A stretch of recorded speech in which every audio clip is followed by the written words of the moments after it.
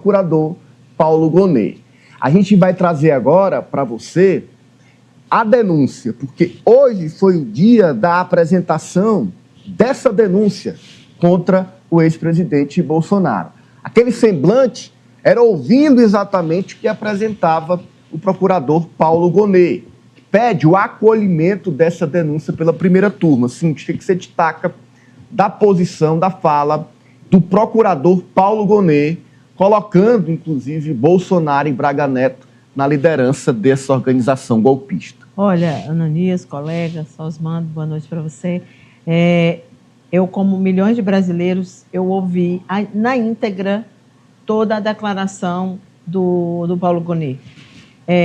E eu não fiquei surpresa, porque eu tenho acompanhado o trabalho dele, mas ele fez um relato tão perfeito, tão potente, um resumo potente, porque o poder de resumir é algo que eu, pelo menos, considero assim, uma grande qualidade daqueles que precisam fazer isso. O poder de resumir. Ele resumiu, foi meia hora de fala, foram 30 minutos seguidos à risca, e eu anotei depois o que eu estava ouvindo ali e o que me chamou mais atenção. O tom de voz que ele utilizou, um tom de voz ameno, que eu acho que delimitou muito que ali se está diante de um julgamento técnico que é feito com base em provas.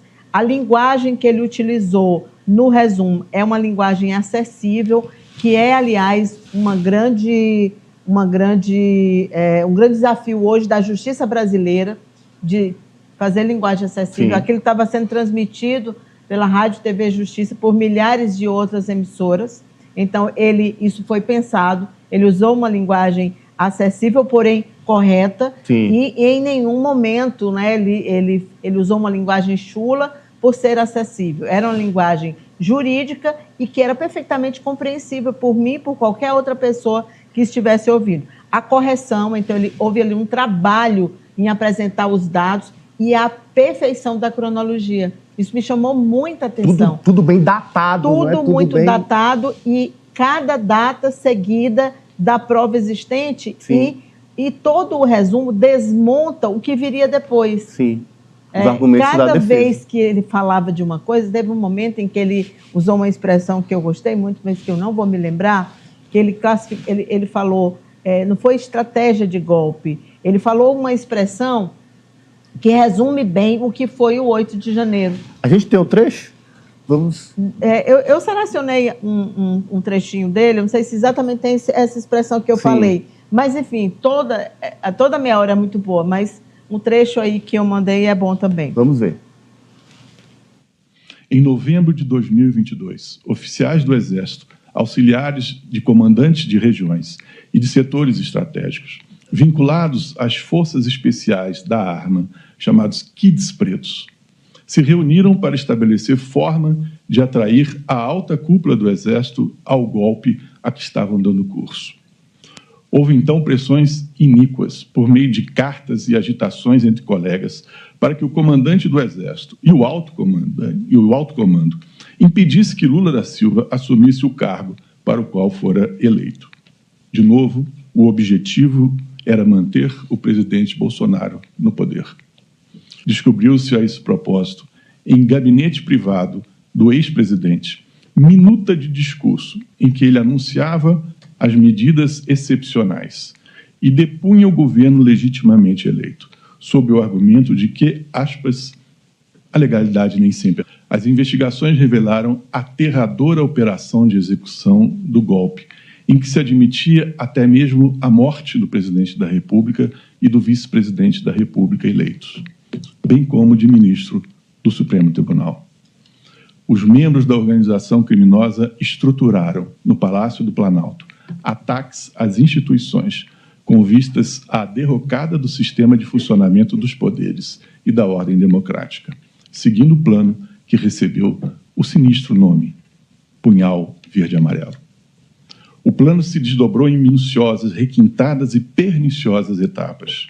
Tinha no Supremo Tribunal Federal o alvo a ser neutralizado e cogitava da eliminação do presidente da República eleito. Outros planos encontrados na posse dos denunciados se somaram a este. Nele se buscava o controle total sobre os três poderes. Nele se dispunha sobre um gabinete central que haveria de servir ao intuito de organizar a nova ordem em vias de ser implantada. Um deles se encerrava com esta expressiva frase: Lula não sobe a rampa. Ele usou essa frase. Ele nomina, não é? Bolsonaro, presidente Lula. O nome, ele dá nome, os Kids pretos, ele fala Sim. depois, punhal verde e amarelo. Ele conseguiu colocar em meia hora todas as expressões que são aquelas mais graves e que dão um peso muito grande ao processo de denúncia. Sim. E só para finalizar, que era por isso que eu destaquei o Gonê, de tudo que eu vi hoje, a importância, a relevância da Procuradoria-Geral da República, que faltou lá atrás, e que talvez, se não tivesse faltado com Augusto Aras, nós não estivéssemos nesse julgamento hoje, não tivesse acontecido o 8 de janeiro e as coisas não tivessem ganhado o rumo que ganharam. Por isso que eu acho que o papel do Gonê hoje é histórico para o Ministério Público, para o Brasil, para a democracia brasileira, mas também, Ananias, para resgatar o papel da Procuradoria, do Ministério Sim. Público, essa instituição que tem tanto a ver com a nossa Constituição, tão importante, que estava tão em baixa, digamos assim, por conta de tanta omissão que aconteceu, conduzida pelo antecessor dele. E hoje